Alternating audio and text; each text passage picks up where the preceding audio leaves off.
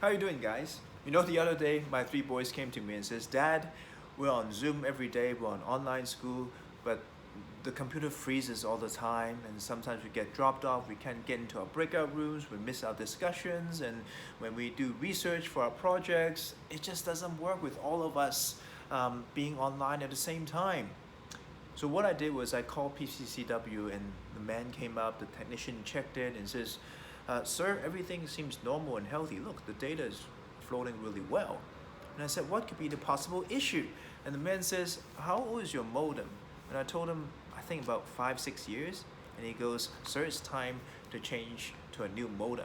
So what I did was I went down to the Wan Chai computer store. I picked up this monstrous new modem with 8 different antennas that you can adjust to different angles.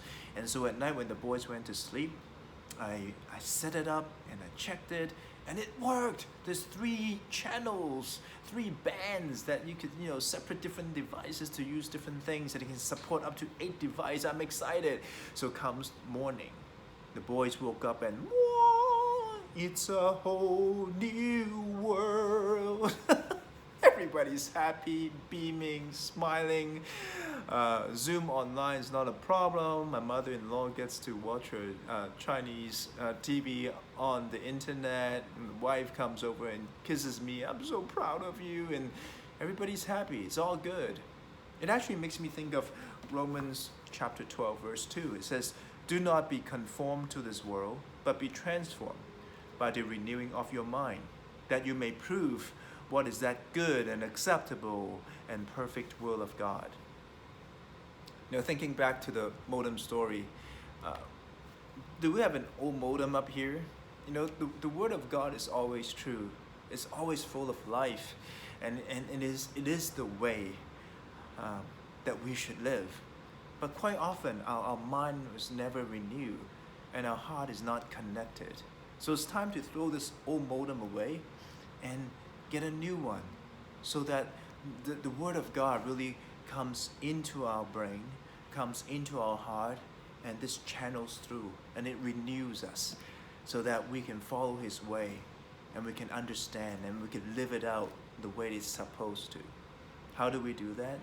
Continue to abide in the word daily, not just reading it off like a checklist, but really reading it, journaling it through, reflecting it, and continue to live in community. Allow brothers and sisters to speak honestly into your life. Have an open heart, have an open mind, and to receive what others are saying to you. If it's biblical, allow it to really change you through the prayers, through your own prayers to God.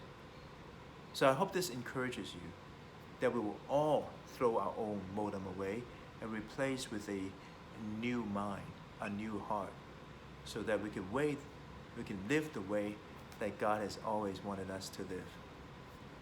And I'll see you tomorrow.